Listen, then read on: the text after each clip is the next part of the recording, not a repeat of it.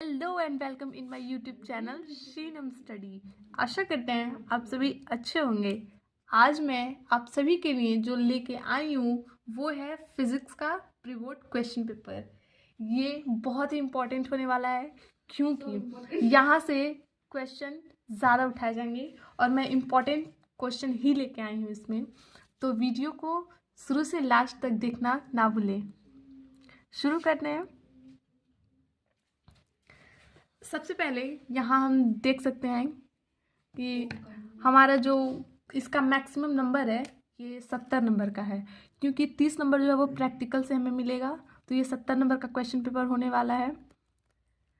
यहाँ पे हमारा खंड और दिया है, इसके लिए हमें टाइम मिलेगा 3 घंटा, 15 मिनट कॉपी जमा करने में देने में और 3 घंटा मिलेगा इसको फुल्ली।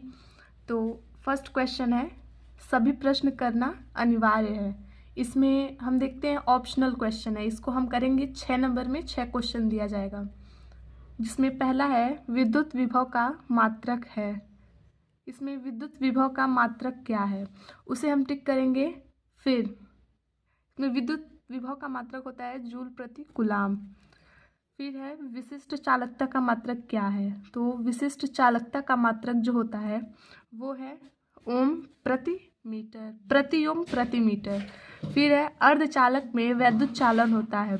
अर्धचालक जो होता है उसमें वैद्युत चालन किसके द्वारा होता है, तो अर्धचालक में वैद्युत चालन कोटर और इलेक्ट्रॉन के दोनों के द्वारा होता है। यहाँ पे ये नहीं पूछा गया है कि एन संधि का वैद्युत चालन किससे होता है, पी का किससे होता है। यहाँ पे ये पूछा गया अर्धचालक में वैद्युत चालन किसके द्वारा होता है, तो कोटर और इलेक्ट्रॉन दोनों के द्वारा होता है।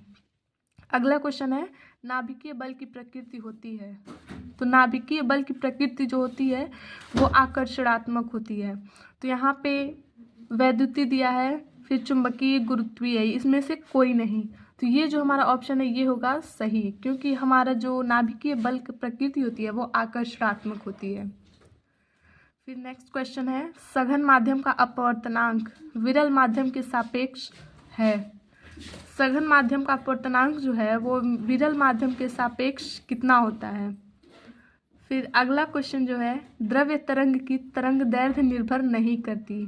हमारा जो द्रव्य तरंग की तरंग दैर्ध्य होती है यानी कि लैम्डा, वो किस पे निर्भर नहीं करती, तो वो संवेग पे निर्भर करती है, वेग पे निर्भर करती है, द्रव्यमान पे निर्भर करती है। हमारा बच गया एक आवेश। हमारा जो लैम्डा होता है वो कभी भी आवेश पे निर्भर नहीं करता है, तो इसका आंसर होगा आवेश पर। अगला दिया है खंड ब। खंड ब में हमें दूसरा प्रश्न देखने को मिलेगा, सभी प्रश्न करना अनिवार्य है। यहाँ पे हमें एक एक नंबर वाले 4 प्रश्न देखने को मिलेंगे, तो हमारा टोटल नंबर होगा 4। इसमें पहला है 1 कूलाम आवेश की रचना करने वाले इलेक्ट्रॉनों की संख्या ज्ञात कीजिए। 1 कूलाम आवेश कितने इलेक्ट्रॉन मिलके उसकी रचना करेंगे। यहाँ पे हमें Q का मान दिया है 1 कूलाम और इलेक्ट्रॉन यानी E का मान हमें पता है 1.6 × 10⁻⁻19 और हमें N का मान ज्ञात करना है। तो हम जानते हैं फॉर्मूला है Q बराबर NE, तो हमें N का मान ज्ञात करना है, तो NE बराबर Q। अब मैं N का मान ज्ञात करना है तो Q और ये गुणे में है, इधर आएगा तो भाग में हो जाएगा। N बराबर Q/E के फॉर्मूले से हम इसको फाइंड आउट करते हैं। फिर हमारा नेक्स्ट क्वेश्चन है संधारित्र से क्या तात्पर्य है, यानी संधारित्र से आप क्या समझते हैं, इसका परिभाषा लिखना है। फिर अगला क्वेश्चन है ट्रांसफार्मर का सिद्धांत क्या है, यानी कि जो ट्रांसफार्मर होता है वो किस सिद्धांत पर कार्य करता है। फिर नेक्स्ट क्वेश्चन है चुंबकीय क्षेत्र की तीव्रता ज्ञात कीजिए, यानी कि चुंबकीय क्षेत्र की तीव्रता का जो परिभाषा होता है वो क्या होता है, हमें वो लिखना है। फिर अगला प्रश्न है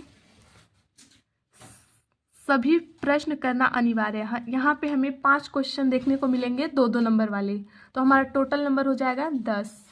तो इसमें पहला क्वेश्चन है फोटो डायोड क्या है, यानी कि फोटो डायोड जो होता है वो क्या होता है, यानी हम किससे फोटो डायोड कहते हैं, उसके बारे में हमें यहाँ पे विस्तार पूर्वक लिखना है।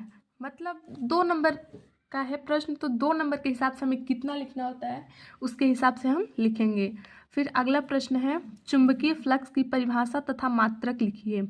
चुंबकीय फ्लक्स की परिभाषा क्या होती है, हमें परिभाषा लिखना है, साथ में उसका मात्रक भी लिखना है। नेक्स्ट क्वेश्चन है, बिंदु आवेश के कारण वैद्युत क्षेत्र की तीव्रता के सूत्र का निगमन कीजिए। हमारा बिंदु आवेश के कारण वैद्युत क्षेत्र की तीव्रता का जो सूत्र होता है वो होता है E बराबर 1/4πε0 Q/r²। हमें इसी के सूत्र का निगमन करना है।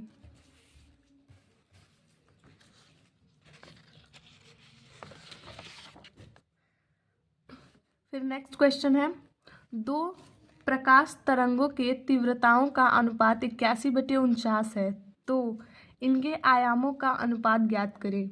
यहाँ पे हमें तरंगों की तीव्रताओं का अनुपात दिया है, यानी कि I1/I2 दिया है, हमें ज्ञात करना है A1/A2। तो हम I1/I2 बराबर A1/A2 का होल स्क्वायर के फॉर्मूले से ज्ञात करेंगे।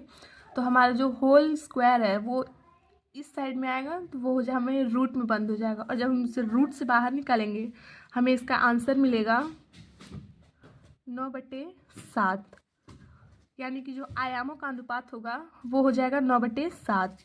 नेक्स्ट क्वेश्चन है, वायु में प्रकाश की चाल 3 × 10⁸ मीटर प्रति सेकेंड है तथा अपवर्तनांक 1.5 वाले कांच में प्रकाश की चाल ज्ञात कीजिए। यानी कि हमें प्रकाश की चाल ज्ञात करना है, और हमें दे रखा है प्रकाश की चाल, यानी कि C बराबर 3 × 10⁸ मीटर प्रति सेकेंड, और अपवर्तनांक यानी कि N बराबर 1.5 दिया है, और हमें प्रकाश की चाल ज्ञात करना है। हम जानते हैं अपवर्तनांक N बराबर C/V होता है, तो C का मान हमें दे रखा है और V का मान फाइंड आउट करना है, तो हम उसे गुणा भाग करके इसका मान फाइंड आउट। अगर आपको इसका हल चाहिए आप कमेंट में ज़रूर बताएं, मैं नेक्स्ट वीडियो इसके पूरे हल के साथ लेके आऊँगी। फिर नेक्स्ट खंड जो होता है, खंड में डिवाइड है, तो नेक्स्ट खंड है खंड द। इसमें भी दे रखा है सभी प्रश्न करना अनिवार्य है। यहाँ हमें 3-3 नंबर वाले 5 क्वेश्चन देखने को मिलेंगे, यानी कि टोटल नंबर 15 हो जाएगा। जिसमें से पहला प्रश्न है, संयुक्त सूक्ष्मदर्शी का नामांकित किरण आरेख तथा आवर्धन क्षमता का सूत्र ज्ञात कीजिए। यानी कि संयुक्त सूक्ष्मदर्शी का नामांकित किरण आरेख यानी कि उसका फिगर जो होता है उसे नाम सहित लिखना है, और इसकी आवर्धन क्षमता यानी m बराबर m0 × me, ये होती है इसकी आवर्धन क्षमता। हमें इसके आवर्धन क्षमता के सूत्र का निगमन करके दिखाना है। नेक्स्ट क्वेश्चन है, वैद्युत द्विध्रुव के निरक्षीय स्थिति में वैद्युत क्षेत्र की तीव्रता का व्यंजक ज्ञात कीजिए।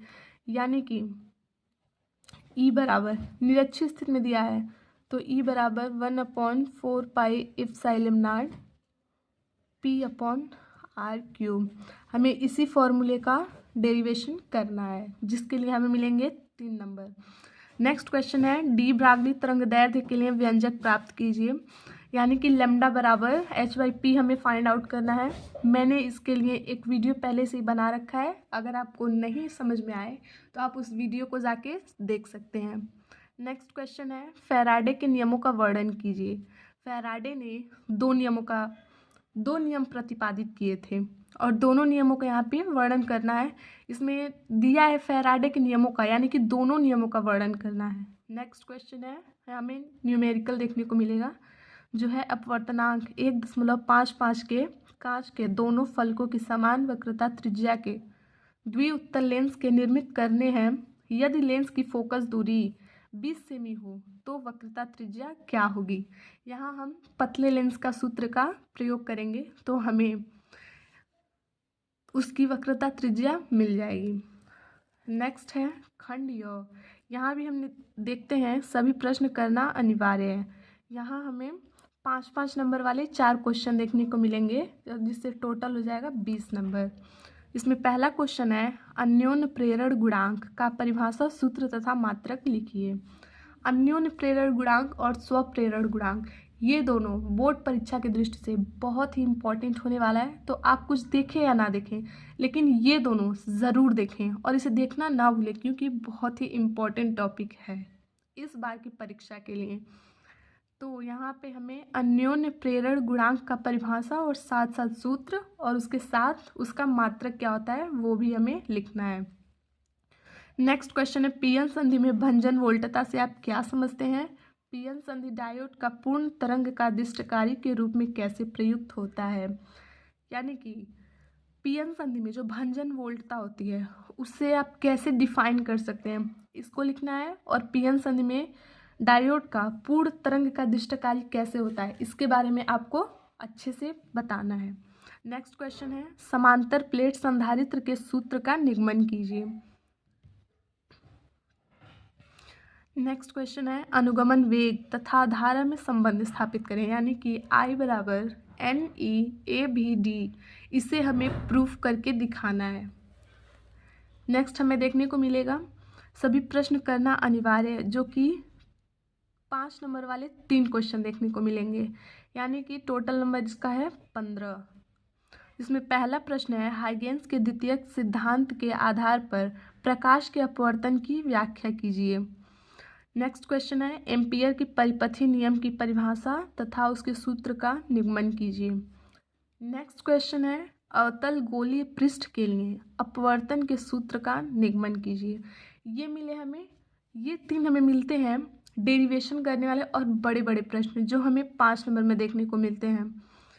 अगर आपको इस पेपर का फुल हल चाहिए, पूर्ण हल चाहिए, तो आप एक बार कमेंट में ज़रूर बताएं ताकि मैं नेक्स्ट वीडियो इसके हल के साथ लेके आऊं, जिससे आपको कोई दिक्कत ना हो। अगर वीडियो अच्छा लगा हो तब तक के लिए धन्यवाद। मिलते हैं नेक्स्ट वीडियो में।